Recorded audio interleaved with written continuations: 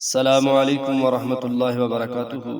قیامت کے دن فقراء کو سفارش کی اجازت دی جائے گی۔ حسن بصری رحمۃ اللہ علیہ فرماتے ہیں کہ حضور صلی اللہ علیہ وسلم نے ارشاد فرمایا کہ قیامت کے دن ایک بندے کو لایا جائے گا جس کے ساتھ اللہ تعالیٰ یوں معذرت کریں گے جیسے کوئی آدمی دنیا میں کسی آدمی کے پاس کرتا ہے۔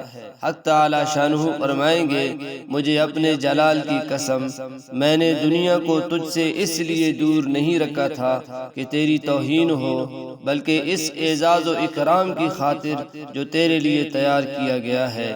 میرے بندے، ذرا ان لوگوں کی صفوں کی طرف جا کر دیکھو، کون کون لوگ ہیں جنہوں نے میری رضا کے لیے تجھے کھانا کھلایا یا کپڑا پہنایا تھا۔ اس کا ہاتھ پکڑ لے، پس وہ تیرے فیصلے پر ہوگا۔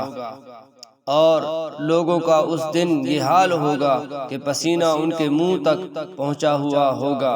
یہ شخص صفوں میں گھس جائے گا اور اس قسم کے لوگوں کو تلاش کر کے ہاتھ سے پکڑ کر ان کو جنت میں لے جائے گا۔ حضرت حسن رحمۃ اللہ علیہ فرماتے ہیں کہ حضور صلی اللہ علیہ وسلم نے ارشاد فرمایا کہ فقراء کی دیکھ بھال بکثرت کرتے رہو، ان کے ساتھ احسان کا معاملہ کرتے رہو کہ ایک دن ان کی بھی باری آئے گی۔ صحابہ رضی اللہ تعالی عنہ نے عرض کیا، یا رسول اللہ، ان کی باری کا کیا مطلب ہے؟ ارشاد فرمایا کہ قیامت کے دن ان کو حکم ہوگا کہ ان لوگوں کو دیکھو، تلاش کرو جنہوں نے تمہیں روٹی کا ٹکڑا کھلایا یا پانی کا گھونٹ پلایا یا کوئی کپڑا پہنایا، انہیں ہاتھ سے پکڑ کر جنت میں لے جاؤ۔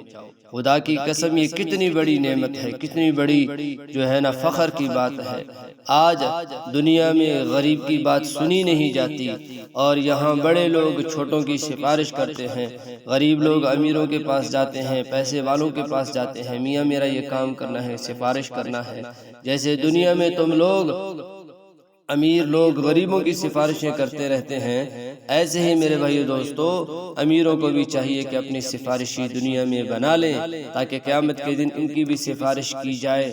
اللہ غریبوں سے کہیں گے میرے بندوں کی سفارش کرو، پھر اس وقت امیر لوگ سفارش کے لیے پریشان ہوں گے۔ آج غریبوں کو کھلاؤ پلاؤ تاکہ تمہاری بھی سفارش کی جا سکے۔ اللہ عمل کی توفیق عطا فرمائے۔